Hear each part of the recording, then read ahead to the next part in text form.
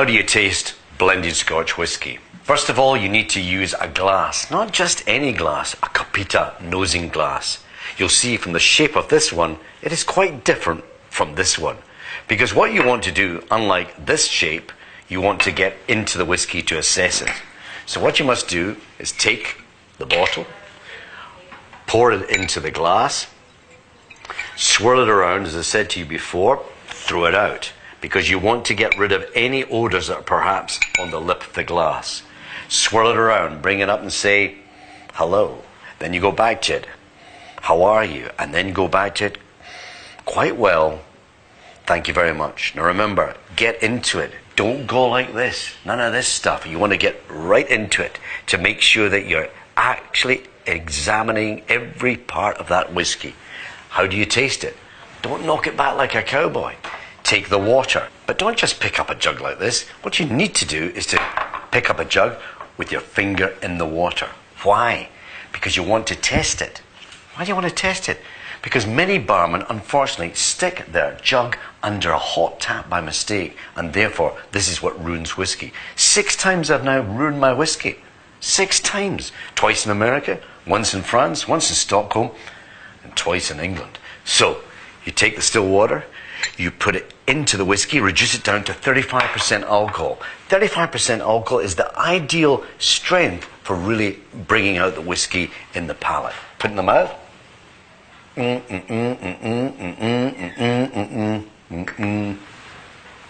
then let it go down. Absolutely fantastic. If in fact I hadn't added sufficient water, what would happen? This is what would happen. Your face would start grimacing. It would start changing because it was affecting the taste buds, anesthetizing them.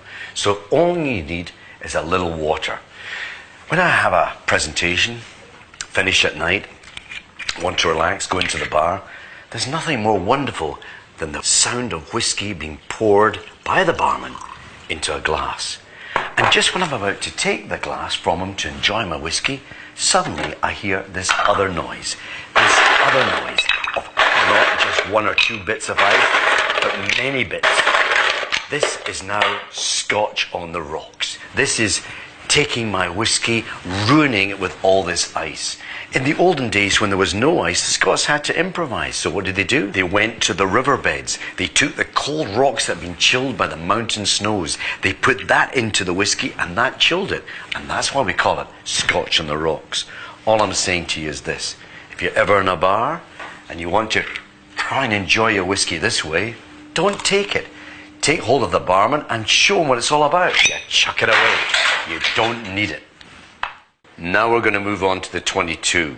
Now, just want to guide you a wee bit here.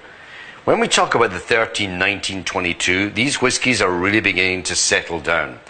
You're going to be seeing nuances of Christmas cake, chocolate.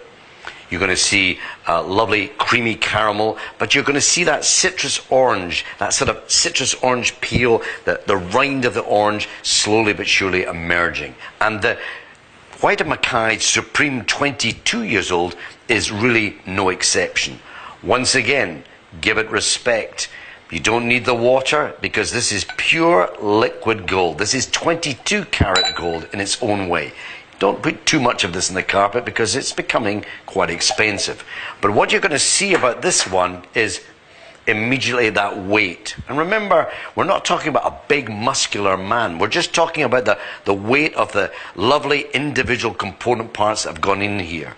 Once again, I've called upon the Speyside Valley to really give it that charm, that elegance, to give it that softness. The citrus fruits, the sort of marmalade spice notes, the honey towards the end, but it's all in there. Remember, when you nose it, it's what you get in the mouth. Unlike wine, you can get it sometimes an imbalance. But for whiskey, give it time. Hold it there. Hold it there. And by the way, just when we're talking about it, if I ever see you having to take the glass like this and warming it in that same way, I'll get 2 fingers, stick it in your eyes once again. What you need to do is to keep your hand well aware and let it sort of open up in the lovely surrounding air side. You know, this is for drinking late at night. This is for talking to people, to share with people, having a lovely coffee, Colombian, Nicaragua, Java coffee. One mouthful, let it go down. Take another mouthful of that coffee, let it go down. Take the whiskey, put it in your mouth, hold it there, let it go down. And then go and get some chocolate, bitter chocolate. Not just any kind of chocolate. 86% cocoa fat. Let that melt in your mouth. And that will slowly melt, combine with the whiskey, and combine with the coffee. What do you get? A multiple orgasm. So don't forget that one either. Certainly you ladies too. Right, okay. So what we need to do is to take this lovely White Mackay 22 years old, all these citrus fruits that I mentioned, 22 karat gold, no question. White Mackay Supreme, 22 years old.